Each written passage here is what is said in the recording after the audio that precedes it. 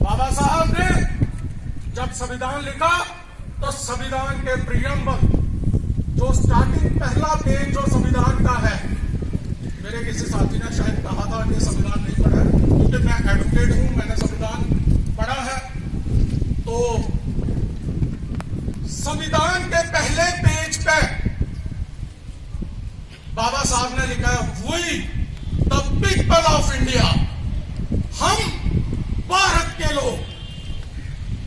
उन्होंने किसी पर्टिकुलर जात की बात नहीं की, उन्होंने किसी कास्ट की बात नहीं की, उन्होंने किसी लैंग्वेज की बात नहीं की। उन्होंने कहा हम भारत वर्ष के लोग। हम जब उन्होंने लफ्ज लिखा था उस पर, तो उसमें चाहे वो हिंदू हो, चाहे वो मुस्लिम हो, चाहे वो सिख हो, चाहे वो ईसाई हो, चाहे वो किसी भी जात का हो, किसी भी कलर का हो, किसी भी जाति का हो, किसी भी भाषा का हो, उन सभी को बाबा साहब ने एक स्ट्रीमलाइन किया था। उन सभी लोगों को बाबा साहब ने अधिकार दिए। बाबा साहब ने अपने संविधान में आर्टिकल 19 और आर्टिकल 26 आपको राइट टू प्रोटेस्ट का पीसफुल प्रोटेस्ट का आपको अधिकार दिया है। अगर आपके साथ कहीं पर कोई भी शोषण होता है तो बाबा साहब ने आपको एक मंत्र दिया है, बाबा साहब ने आपको एक राइट दिया है।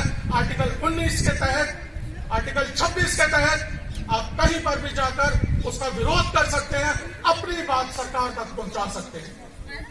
लेकिन साथियों, बाबा साहब ने उससे पहले एक बात जरूर कही थी कि सबसे पहले आपको शिक्षित होना पड़ेगा।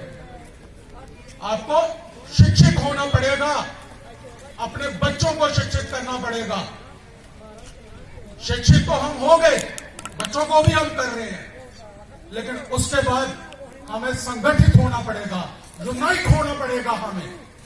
और जिस दिन हम यूनाइट हो गए, उस दिन आपका कोई भी शोषण नहीं कर सकता, क्योंकि आपको आपके अधिकारों के बारे में पता चल जाएगा। लेकिन साथियों, माजरा ये है कि हम कुछ बोलना ही नहीं चाहते। आप कोई चीज बोलोगे नहीं तो सरकार तक पहुंचेगी कैसे? आप कोई चीज सामने लाओगे तो सरकार तक पहुंचेगी और सरकार आपकी बात मानेगी। मैं इस मंच के माध्यम से और हमारे सरकार के लोग भी इस मंच पर बैठे हुए हैं, इस मंच के माध्यम से, इस ट्रस्ट के माध्यम से ये अपील भी करना चाहूंगा कि अगर 370 टूटा है, हमें खुशी है, एक देश बना है, एक झंडा, एक देश। इस तिरंगे के लिए हम अपनी जान दे सकते हैं। ये तिरंगा हमारी शान है, हमारी जान है। लेकिन अगर एक देश में एक तिरंगा हो, एक विधान हो, तो एक रिजर्वेशन क्यों नहीं? हम इस मंच के माध्यम से सरकार को यह भी अपील करना चाहते हैं कि जैसे सेंटर में रिजर्वेशन बाकियों के लिए है, ओबीसीज के लिए है, एससी एसटीज के लिए है, वैसी ही रिजर्वेशन का प्रावधान हमारे जम्मू कश्मीर में भी किया जाए।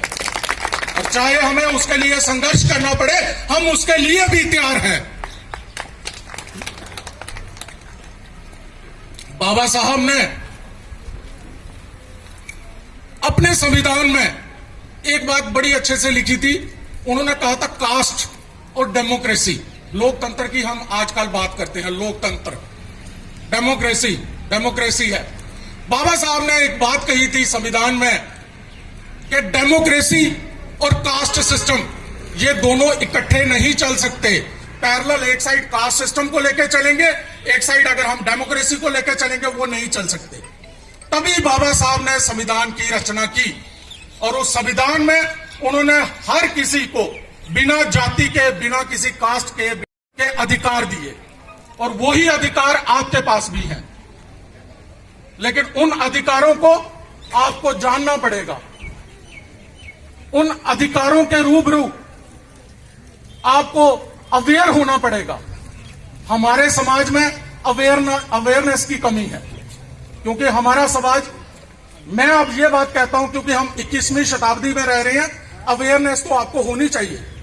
और जहां हम उस अवेयरनेस को अपने जीवन में लाना ही नहीं चाहते, तो ये कमजोरी हम सब लोगों की है। बाबा साहब ने आपको मंत्र दिया है, आपको उस मंत्र को अपने जीवन में धारण करना है और उस चीज को जो बाबा साहब ने आपको अधिकार दिए हैं, उस अधिकार के प्रति आपको लड़ना पड़ेगा और उसके लिए आपको संगठित होना पड़ेगा। बाबा साहब, हमारा एक इतिहास है। उस इतिहास को हमें अपने बच्चों को बताना पड़ेगा। जिस कौम का, जिस जाति का, जिस धर्म का इतिहास उनके बच्चों को नहीं पता, वो कौम, वो जाति, वो धर्म, वो कोई भी रिलीजन हो, कोई भी कास्ट हो, क्रीड हो, कलर हो, वो आज भी खत्म है, कल भी खत्म है। इसलिए आज इस मंच पे ये प्रण लो कि हम अपना इतिहास अपने बच्चों को पढ़ाएंगे, अपने बच्चों को अपने इतिहास के बारे में अवेयर करेंगे, ताकि हमारे पूरे समाज में, पूरे लोगों में हमारा इतिहास हो। हमारे बच्चे उस इतिहास को पढ़ें, बाबा साहब ने क्या क्या किया उस चीज को जाने। बाबा साहब ने जो करना था वो तो कर गए, लेकिन बाबा साहब ने, मेरे चेयरमैन साहब, अपने डीडीसी मेंबर साहब, इन्होंने बड़ी अच्छी बात कही, रिजर्वेशन का फायदा हो रहा है। लेकिन उनको हो रहा है जो जम्मू में बैठे हैं, जो दिल्ली में बैठे हैं, वो रिजर्वेशन का फायदा ले रहे हैं। बात तो सच है, मैं इस बात से बतौर एडवोकेट मैं एग्री करता हूं।